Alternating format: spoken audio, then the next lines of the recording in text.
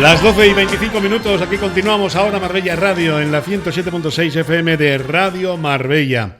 De 11 a 1, 2 horas de radio en directo para recibir la visita de amigos, de invitados que nos tienen que contar cosas muy interesantes. Y cuando les hablo de amigos, desde hace ya muchos años que han participado en diferentes programas que hemos hecho aquí en televisión, sobre todo en diferentes programas de microclima. Juan Caracuel, miembro de SEO BirdLife, de la Sociedad Española de Ornitología, BirdLife. Bienvenido, querido amigo. ¿Cómo estás? Muchas gracias, estupendamente.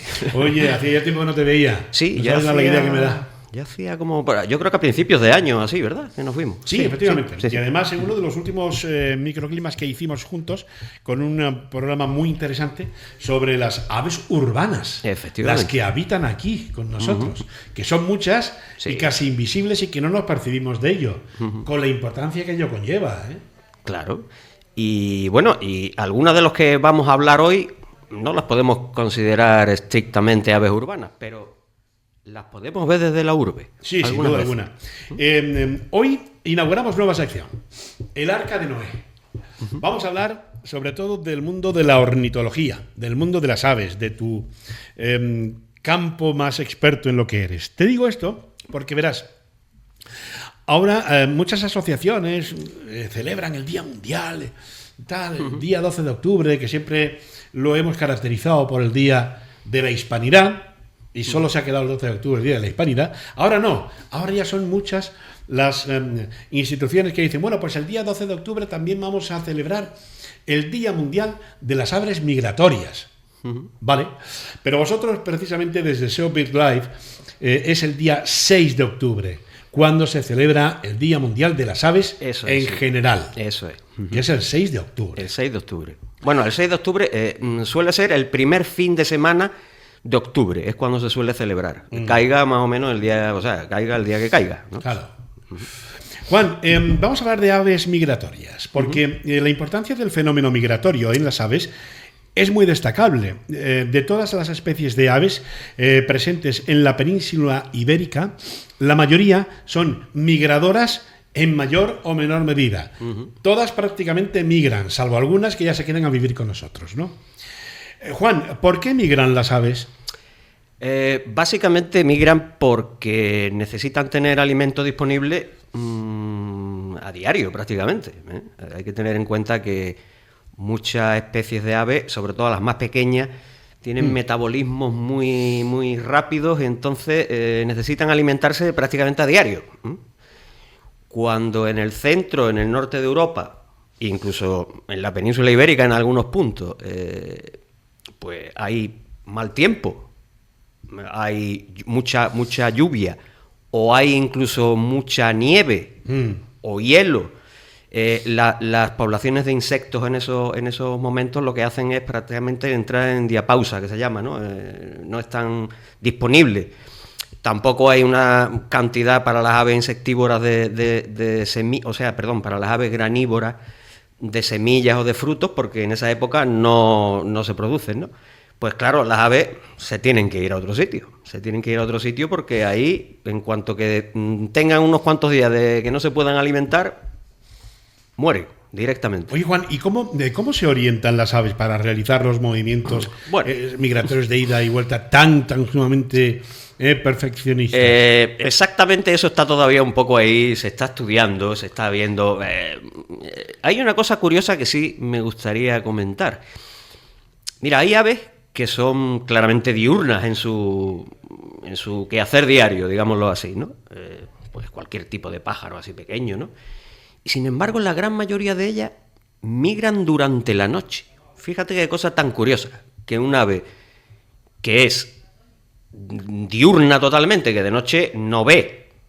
No ve.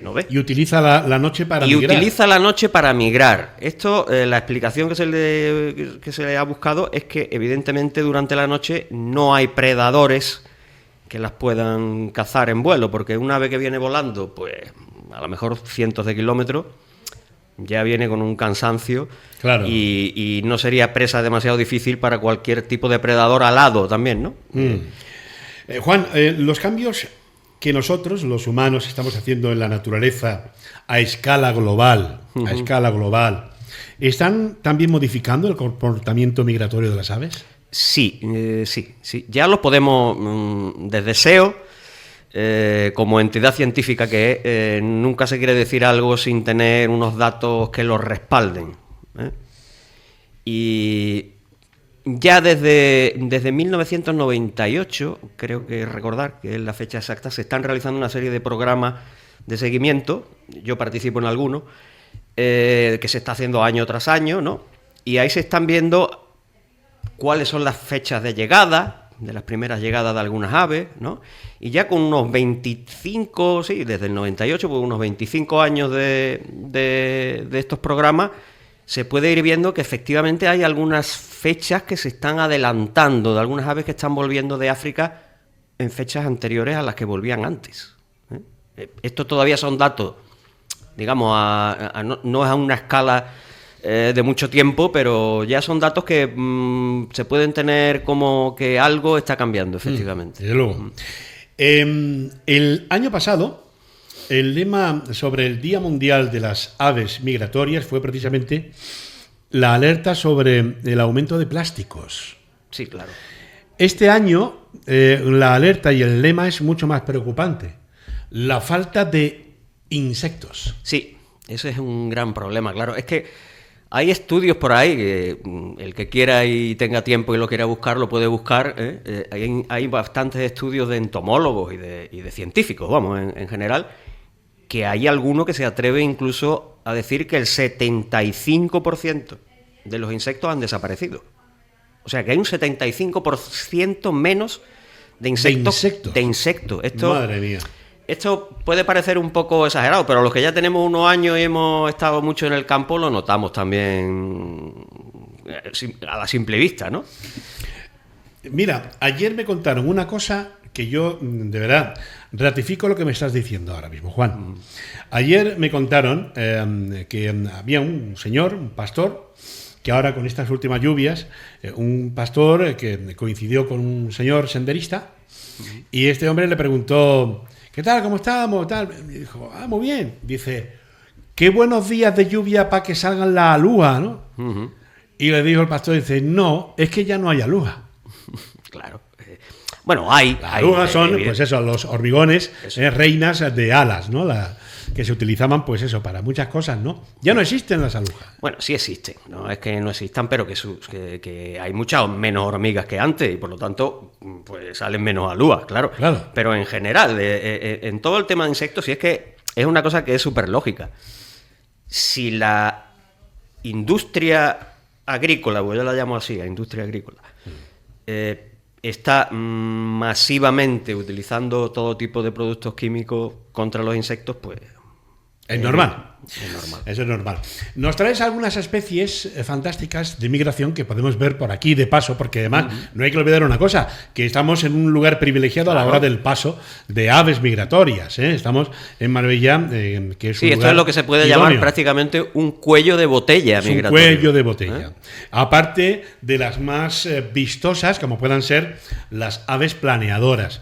En este caso, rapaces, cigüeñas. Efectivamente. Pero también tenemos otras especies que son maravillosas y que pasan por aquí, tenemos oportunidad de verlo. Sí, claro, por supuesto. Y se puede ver ya, como he comentado antes, prácticamente en la misma ciudad. En cualquier parque que visitemos durante los meses pues a partir ya prácticamente de agosto, y sobre todo durante septiembre. Septiembre es el mes central de la migración prácticamente de la mayoría de las especies, de la mayoría, no de todas, porque cada una tiene su propio ciclo, ¿no? Pero de la mayoría, septiembre es el mes central. Entonces, durante septiembre, bueno, la cantidad de pájaros, cuando me refiero a pájaros tipo gorrión, vamos, paseriformes. Paseriformes, para que sean los pájaros pequeñitos son los paseriformes. Efectivamente. La cantidad de Yo especies... se lo aprendí gracias a Juan desde hace ya mucho tiempo. O sea, no, pajarito pequeño, dice, no, paseriformes. Digo, vale, pues entonces voy a hablar con propiedad. Claro. Pues los paseriformes, hay varias especies que son muy, muy llamativas. Yo he traído un par de ellas aquí para, por ejemplo, el papamoscas cerrojillo, porque es una especie que es muy, muy, muy común, sobre todo en el centro y norte de Europa. O sea, es un pájaro bastante numeroso allí. ¿Cómo es el papamoscas? Porque aquí nos ven en televisión y podemos tener la foto. La foto. Pero ¿cómo es la descripción para la gente que nos está escuchando en la radio del Bueno, papamoscas? es un pájaro, tiene varias fases de plumaje, es un poco complicado de decir, ¿no? En esta época, en la época en la que van en la migración postnupcial, que quiere decir que ahora están migrando desde Europa hacia África, pues en esta época es un pájaro que tiene la parte ventral más bien blanca y por la parte trasera es más bien marroncito. Y luego tiene plumas en las alas blancas también, que son muy llamativas, que cuando lo ves volando pues ya te pones un poco alerta de decir, puede ser este, ¿no? No es un pájaro ahora muy llamativo en este paso. Cuando hace el paso inverso, cuando hace el paso hacia Europa otra vez, ya los machos sí que presentan un plumaje que es realmente espectacular, ¿eh? Es un plumaje que yo le llamo que van vestidos de frac, ¿eh? Porque es un plumaje blanco prácticamente puro y negro, ¿eh? Y es un plumaje bastante espectacular. ¿Cómo se nota la época del cortejo, que se visten de smoking? Claro, se visten prácticamente, ya te digo, de frac. De frac, para directamente casarse con la hembra. Otra de las especies que podemos ver por aquí que nos cause una atención bastante considerable. Esta la he elegido porque es una especie que, bueno, ha sido bastante escasa. De hecho, se llegó a considerar vulnerable hace unos años, ¿eh? Estaba en el catálogo de especies amenazadas como vulnerable porque sus poblaciones habían decrecido bastante, ¿eh? Ese sería el colirrojo real, ¿vale? Colirrojo real. El colirrojo real es un ave que es un poquito estricta en cuanto al hábitat de nidificación, necesita bosque en buen estado de conservación, y claro, eso no abunda hoy en día, ¿eh? Y pues es un pájaro realmente que el macho cuando viene en plumaje nupcial es realmente espectacular, ¿eh? Tiene unas tonalidades y unos contrastes entre todo el pecho de un color naranja intenso, la cabeza negra, unas listas blancas. Es un pájaro muy llamativo. Están dentro también de las especies de los paseriformes. Esto es un paseriforme también, efectivamente. El colirrojo real. Sí. ¿Nos has traído algún ejemplar que sea un poco más vistoso en el sentido de que, bueno, yo sé que a las personas, los paseriformes, los pequeñitos, bueno, pues no le llaman, o no, mejor, no pueden llamarle tanta la atención como puedan ser un pájaro de mayor envergadura, ¿no? Sí, claro. Como pueda ser un gavilán, por ejemplo, que ya están dentro de lo que son las planeadoras, ¿no? Sí. Bueno, el gavilán es un poquito menos planeador. El gavilán planeador. Es un... Pero vamos, también hay migración de gavilán, que por cierto, en estas fechas prácticamente es cuando está más activa, ¿eh? Hay migración de gavilanes también. Qué bueno, fantástico. ¿Cuáles son, ya por último, Juan, que nos vamos a marchar y nos quedamos sin tiempo, cuáles son las dos épocas en las que podemos disfrutar de la migración? La ida y la vuelta. La ida y la vuelta sería, pues, ya digo, desde agosto ya se empieza, incluso desde antes. Hay algunas veces que desde finales de julio ya se ven bandos de cigüeñas bastante notables. Pero yo diría que agosto, septiembre y buena parte de octubre. Sí. Y luego ya sería a partir de marzo, abril, incluso parte de mayo, ¿eh? Yo estuve haciendo hace unos años un programa de seguimiento que es de la Fundación Migre, ya hace como 14 o 15 años, ya, que era del seguimiento de la migración nocturna mediante el disco lunar. Mira qué maravilla tenemos ahí. Ese es un gavilán, un macho además. Y resulta que prácticamente había que estar casi todo el año haciendo el trabajo, porque yo creo que menos 2 meses, así que no se consideraba que eran meses migratorios, el resto de los meses eran migratorios en mayor o menor medida. O sea que el flujo prácticamente es constante. Qué bueno. Juan Caracuel, no sabes la alegría que me da verte de nuevo, querido amigo, para que tengamos una sección para hablar un poco de las aves, de cómo hay que cuidarlas y sobre todo de cómo tenemos que respetar su entorno, porque de verdad que es preocupante lo del lema de este año con respecto al Día Mundial de las Aves Migratorias, de las aves, como es la falta de insectos, ¿no? Siempre se ha dicho, cuando nos falten las abejas, empecemos a temblar. Sí, claro. Las abejas y otras especies polinizadoras. Y otras especies, ¿no? Claro, polinizadoras. claro. Pero sobre todo, cuando nos falten las abejas, vamos a empezar a temblar. Pues sí. Y eso no se puede permitir, ni mucho menos. Juan Caracuel, miembro de SEO BirdLife, gracias por estar con nosotros. A vosotros. El próximo martes te espero. De momento sí. De momento sí. De momento sí. Perfecto, pues seguiremos hablando el próximo martes con más cosas que nos tiene que contar, cosas interesantísimas sobre el mundo de la ornitología. Gracias, Juan. A vosotros. En recta final a esta edición del lunes 14 de octubre en Ahora Marbella Radio, en Radio Marbella 107.6 FM. Son muchos las asociaciones e instituciones que realizan diferentes conferencias para realzar los momentos históricos en nuestro país. Verán, el Instituto Cultural Fernando el Católico de Marbella abre su ciclo de conferencias este próximo 17 de octubre a las 7 de la tarde en el Centro Cultural Cortijo Miraflores, y lo va a hacer con la conferencia que va a impartir Antonio Piñar Gallardo, que es doctor en psicología, ingeniero y escritor, sobre los judíos en la corte de los Reyes Católicos. Para hablarnos de ello, para hablarnos del ciclo de conferencias y sobre todo para hablarnos un poco sobre la figura de Fernando el Católico, tenemos aquí con nosotros a Rafael Caballero, que es vicepresidente del Instituto Cultural Fernando el Católico de Marbella. Rafael Caballero, ¿qué tal? Bienvenido, ¿cómo está? Bien, bien, muchas gracias. Me alegro de verle, que esté aquí con nosotros. Vamos a hablar un poquito sobre la historia del instituto. ¿Cómo surge el instituto? El instituto surge por la iniciativa de su integrante y se formaliza el 5 de octubre de 2016, pasando seguidamente a la Junta de Andalucía, que lo aprueba y lo inscribe como asociación cultural sin ánimo de lucro. Actualmente su presidente, don Ángel Ricardo Álvarez Plaza, y hay dos vicepresidencias. Una la ocupa doña Nieves Gómez Lima y la otra yo. Perfecto. Rafael, vamos a hablar, si le parece, un poco sobre la figura del Fernando el Católico, ¿le parece? Muy bien, hasta donde conozca. Sí, encantado. Sin duda. Fernando el Católico parece haber estado un poco siempre oculto, ¿no?, a la sombra de su esposa Isabel, del matrimonio, ¿no? ¿Cuál para usted era la persona más interesante? ¿Isabel o Fernando? Bueno, los dos fueron interesantes cada uno porque supieron repartirse la función de llevar España hacia adelante. Sí, yo no me puedo inclinar hacia uno u otro. Cada uno pues llevaba lo que ellos acordaron en su momento. Desde luego. ¿Y qué rasgo destacaría usted del rey católico? Pues el rey católico fue un gran militar. Está fuera de toda duda. Fue un hábil político y supo llevar hacia adelante y sacrificar adelante la reconquista, y supo sacrificar las guerras que tenía en la parte que hoy es de Francia, y ese dinero y ese esfuerzo, pues con la reina y otros más que ayudaron, pues se embarcaron en la guerra de Granada, y posteriormente en el descubrimiento que fue de América, fue un viaje intentando llegar a las Indias por otro sitio. Muchos estudiosos, muchos cronistas, muchos investigadores han considerado a Fernando el Católico como el mejor rey. Y les digo esto por una sencilla razón. Verán, forja el núcleo político de España.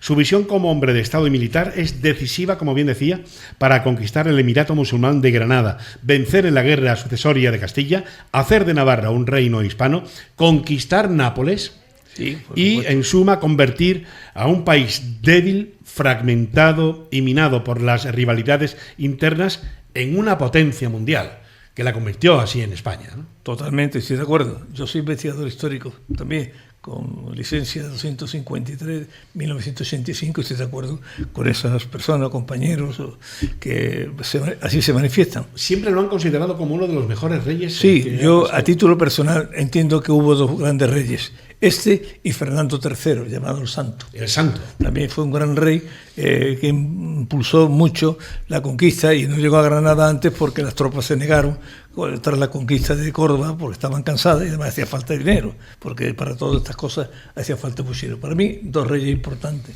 Fernando III el Santo y Fernando II el Católico. Segundo el Católico. Exacto. Aunque se le conoce siempre como Fernando el Católico. Sí, ¿no? sí, Fernando sí, II el Católico, ¿no? ¿Se ha valorado justamente la figura de Fernando el Católico? Pues últimamente no, porque hoy día la juventud sobre todo va por otro camino, no está muy interesado en la historia de nuestro país, y nosotros muy humildemente desde el instituto tratamos de traer aquí a Marbella esa cultura, de forma rigurosa, rigurosa que todos los españoles, entiendo, debemos conocer. Desde luego. Una pregunta. Usted como historiador, ¿se llevaba realmente bien el matrimonio Isabel Fernando, no? Eso, yo pienso que sí. Él tenía, cuando llegó al matrimonio, ya varios hijos de soltero, y ella pues lo aceptó y lo acogió, ¿no? Y bueno, hubo ahí un tente cordiales, y entonces yo pienso que sí, que se llevaron, por lo menos aparentemente, de puertas para afuera.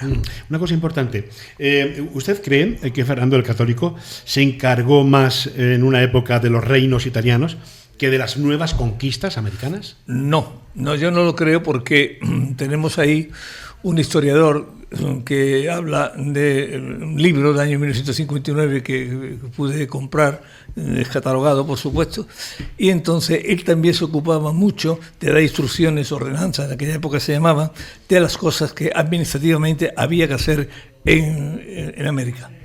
Sí, él no se implicó solamente en llevar los reinos de su padre, Juan II, que heredó, no solamente, sino también tenemos Cerdeña, Sicilia, Nápoles, en fin, hay un gran imperio, y ya por Aragón. Y luego en América él no solo se preocupó de aportar dinero, aportar ideas, sino que además mandaba, y si nos vamos a la Casa de la Contratación de Sevilla, ahí hay muchos escritos y ordenanzas que el rey Fernando, su puño y letra, lo ordenaba. Así que se implicó en la administración de América. Desde el Instituto Cultural Fernando el Católico de Marbella se han interesado y se han preocupado fehacientemente a la hora de realzar la figura de Fernando el Católico, y sobre todo de la actuación que tuvo aquí, precisamente en las puertas de Marbella, a la hora de coger las llaves de la ciudad, donde no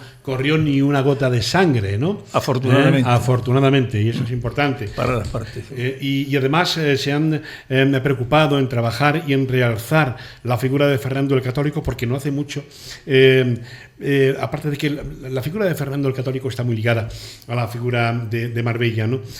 Hace poco se inauguraba precisamente también una plaza en conmemoración de Fernando el Católico. La alcaldesa, doña Ángeles Muñoz, tuvo una pequeña plaza, para tener presente de que este hombre en Marbella, pues aquí lo que hizo fue que negoció la entrega de Marbella, como el alcalde que también era juez, le debían unos dineros desde Granada, pues él le pagó lo que le debía, el otro le pidió un salvoconducto, parece que su familia de Sevilla se marchó, y afortunadamente entró aquí sin problema. Aquí él atendió a todos los árabes que había en aquella época, enfermos, tal, se constituyó lo que se llama hoy el hospitalillo. Sí. Lo crearon ellos para atender no solamente a las tropas, a las sociedades civiles de aquí, sino también a los árabes que estaban aquí, llevaban ya bastantes años. Como les decía antes, se va a abrir el ciclo de conferencias organizado por el Instituto Cultural Fernando el Católico de Marbella. Se hará el próximo 17 de octubre a las 7 de la tarde en el Cortijo Miraflores, con la presencia del conferenciante Antonio Peñar Gallardo, que va a disertar sobre los judíos en la corte de los reyes católicos. Eso será el 17. Ahora vamos a ir desglosando, pero yo quiero hacerle una pregunta, Rafael, con respecto a los judíos en la corte de los reyes católicos. ¿Qué papel jugaron los judíos en la corte? Importantísimo, sobre todo la parte financiera. Hay judíos que alcanzaron niveles de administración territorial, e inclusive hubo un judío que fue la mano derecha de la reina y del Fernando en cuanto a la administración. Los judíos apoyaron económicamente todas las necesidades temporales que el reino tenía. Luego, una serie de problemas de Europa que hubo que aquí aceptar, pues hubo lo que ya conocemos como la expulsión lamentable de estos señores, pero bueno, los judíos ocuparon un gran puesto, no se implicaron en batalla ni en racia, nada, solamente que apoyaban con lo que tenían, con lo que sabían, lo que traían de su antepasado, con dinero y con finanzas, no solamente a los reyes, sino también a los altos nobles, los nobles que necesitaban dinero por muchas cosas. ¿Y cómo se desarrolló la convivencia entre judíos y cristianos? Bueno, eso ahí hay una discrepancia muy grande entre los profesionales. Yo soy profesional, mi profesión es otra, pero vamos, así yo estoy jubilado. Entonces, hubo para mí, a título personal, una tolerancia, una convivencia tolerada, pero eso de que estaban tan unidos unos con otros, tal, no, eso no está muy claro, Que no se llevaban bien, sí, que una tolerancia, sí, pero ellos cada uno en su sitio. Esa es mi opinión personal. Hay una cosa a la que se le permitía, ¿no?, a los judíos estar aquí, sobre todo en la corte de los reyes católicos. Una de las cosas era, por ejemplo, no procesar su religión, aunque fuesen escondidas, ¿no? Sí, bueno, eso fue los que la religión sefardí sí, tiene que hacerlo escondidas, ¿no? Sí, bueno, sí, cuando ellos tomaron la decisión porque se vieron muy presionados por los reinos europeos, pues las conversiones no fueron reales. Bueno, de cara a la galería, como se dice hoy día, pues sí, pero luego interiormente llevaban cada uno sus cositas en sus casas. Y eran permitidas. Sí, se hacía la vista gorda. Se hacía la vista gorda, ¿no? Se miraba para otro lado, ¿no? Se miraba para otro lado, sí. Alberto, esa será la primera conferencia, si no me equivoco. Sí. ¿Algunas más que tengamos en los próximos días? Tenemos el 31 de octubre, en el mismo lugar, Cortijo de las Flores, también a las 7, una conferencia por don Eduardo García Alfonso, que también es doctor en Historia, sí, prehistórica y arqueología, y el título será Siguiendo la vía Hercúlea, una toponimia antigua entre el Guadalhorce y el Guadiaro, ¿sí? Todo lo que pasó ahí. Luego el día 15 de noviembre tenemos otra, también el Cortijo de Miraflores, a las 7, de don Francisco Melero García, también doctor en Historia, y el título de la conferencia está por terminar, aunque el tema versará sobre los últimos hallazgos arqueológicos importantes en Alcazaba de Marbella. Efectivamente. Y luego el día 11 de diciembre, pues viene don Eduardo Manzano Moreno, también doctor en Historia, y el título de conferencia está por determinar. Nosotros vamos a tratar de todos los meses tener una conferencia para inyectar cultura histórica en Marbella que, a mi juicio, falta, y mucha. Uno de los conferenciantes, precisamente Francisco Melero, es amigo mío y la verdad que está realizando, aparte de ser un doctor en historia, es arqueólogo y está realizando unos trabajos encomiables, entre ellos también los últimos hallazgos que ha realizado en el Castillo Alcazaba de Marbella, entre ellos el descubrimiento del antiguo camino romano de Ronda, la vía Augusta de Ronda, que era donde iban directamente a Roma. Por eso muchas veces se dice que todos los caminos conducen a Roma, y es verdad, ¿eh? Ellos han encontrado aquí la vía Augusta que llevaba al camino romano de Ronda, ¿no? Y es importante. Buen conferenciante, Paco Melero, ¿eh? Buen conferenciante. Esperamos inyectar cultura dentro de nuestras posibilidades, de nuestros limitaciones, pues aquí en Marbella. Lo mismo que el rey Fernando, se llama Río Real, antes se llama Río Turrox, se llama Río Real porque se asentó ahí Fernando unos cuantos días hasta que el conde de Ribadeo negociaba con... El conde de Ribadeo, sí, señor. Negociaba la entrega de Marbella, que se entregó. Y nosotros todos los años hacemos una recreación rigurosa, lo más rigurosa posible, de lo que pasó. La recreación cuando llega el 11 de junio, la feria de Marbella precisamente, y además recordando con la cruz de Humilladero en la calle Málaga, todo eso. Donde se encuentra, donde se depositó precisamente lo que fue la entrega precisamente de la llave de la ciudad, ¿no? Y además en esa ermita donde está la cruz de Humilladero está la recreación, ¿no?, de cómo surgió y cómo fue. Se cree que fue allí.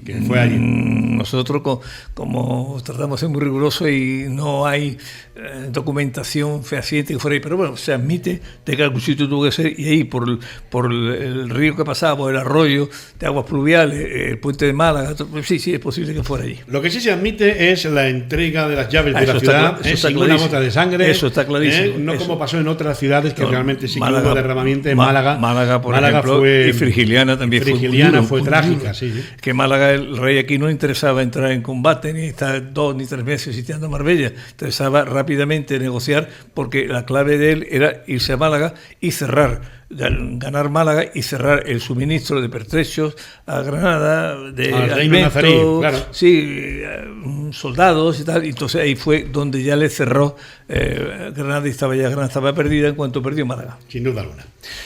Rafael Caballero, vicepresidente del Instituto Cultural Fernando el Católico, muchísimas gracias por estar con nosotros.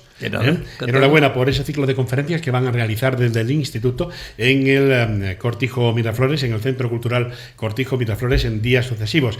El más temprano será el próximo 17 de octubre, entrada gratuita, ¿verdad? Sí, el próximo jueves 17 de octubre a las 7 de la tarde con el conferenciante que nos va a disertar sobre los judíos en la corte de los Reyes Católicos, que va a impartir el doctor en psicología, ingeniero y escritor Antonio Piñar Gallardo.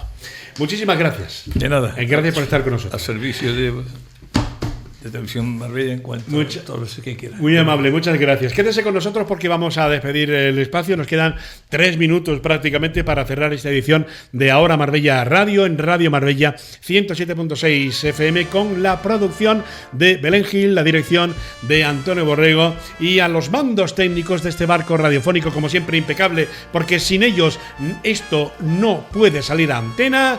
Carmen Cabrera, Cristóbal Ruiz, Carmen Cabrera. Adiós, chicos. Tanto monta tanto. Mañana mucho más y mejor. Ahora suena el rugir de los motores del camión de la amplia familia de Alta Fidelidad, que estará con nosotros hasta rondar las 2 de la tarde.